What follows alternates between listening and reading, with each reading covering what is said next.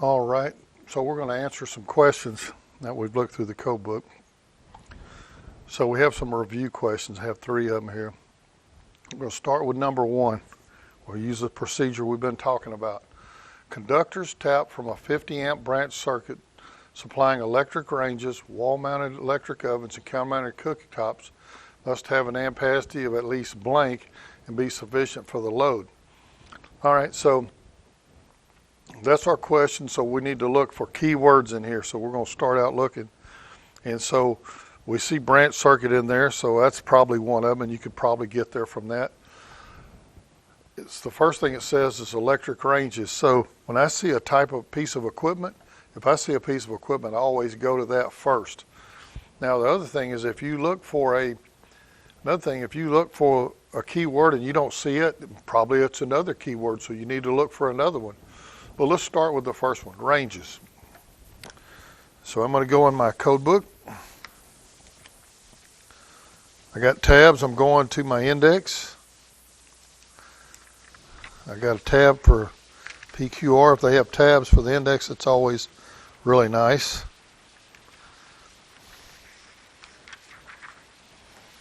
I'm on page 888, top right-hand side, a little ways down, ranges. It says Article 422.16. 422.33, go on, read down. I'm going to read under ranges. See, ranges is italicized, so that means it's the heading.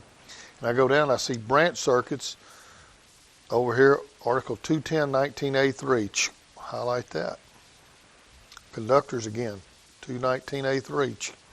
So that gives me a good idea that I should be in Article 210.19A3. Use my tabs again. I don't have one for 210. I got 220. So I'll go there and back up.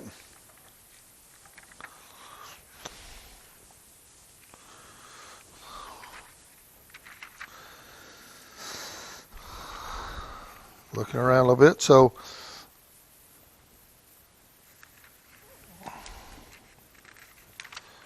they're in order. So I'm on page 65, bottom right hand side. And so this is branch circuits, branch circuit ratings. So I'm in 210.19. A3 is where it told me to look. And I see at the bottom it says 3, household ranges and cooking appliances. So that's what I got, right? Ranges, cooking appliances.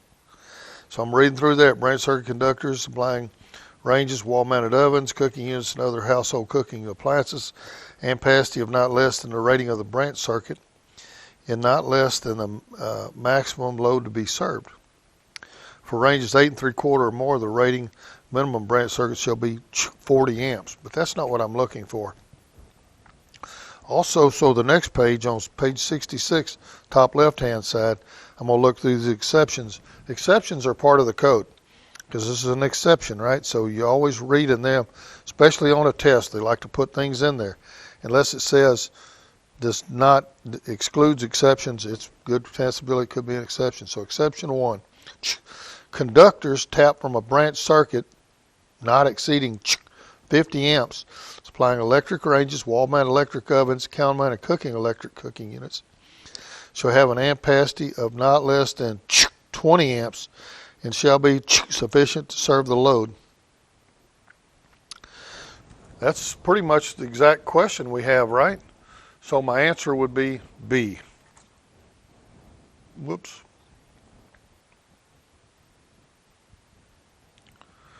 B.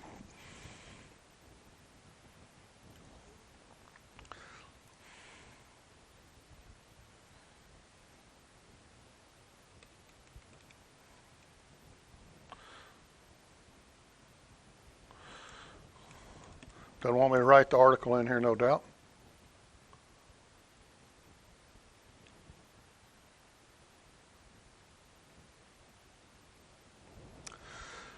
Tests are not going to ask you for article numbers. It's going to ask you answers.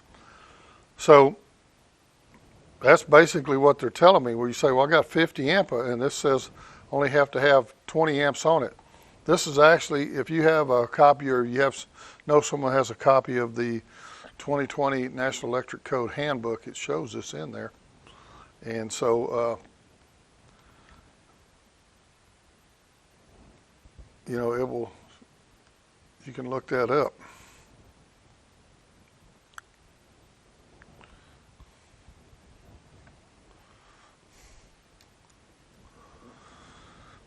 You can see that. So I'm going to try to draw you a little picture of it.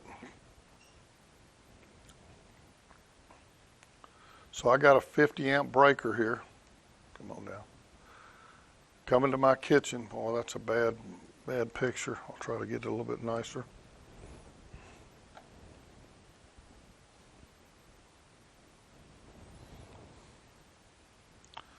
So I got a 50 amp breaker. I can run this into my kitchen, set a junction box, come out, and I can tap cooktop, the oven. And this only has to be, it can be the minimum size, 20 amps, so it could be a number 12, right? Number 12 copper. Minimum size. Most of them I see are actually 30 amp.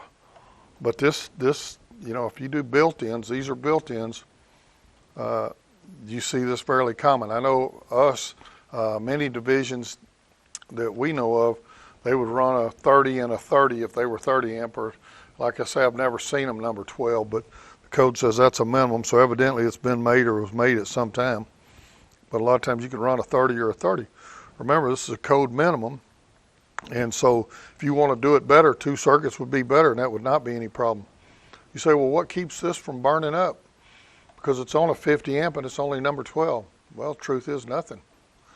So that's it. They just figure since it's short, it probably won't be, and the load is not bigger than 20 amps, so theoretically it shouldn't burn up. Probably not the greatest thing, but this has been done a lot of times. I've done it. Totally legal to do, probably still done sometime now. Probably still done quite a bit, depending on where you work or how your setup is for your house. But that would do. Also, maybe you were going to have a standalone range, and then people put built-in, so you got everything there, and you could make this work. It'd be legal. Saying that's what you can do. So, you know, be careful on these and just look at what they are and how they say that. What's said. Remember, read the question, because one of the answers was at 40 amps, and it said that it showed up in the question first.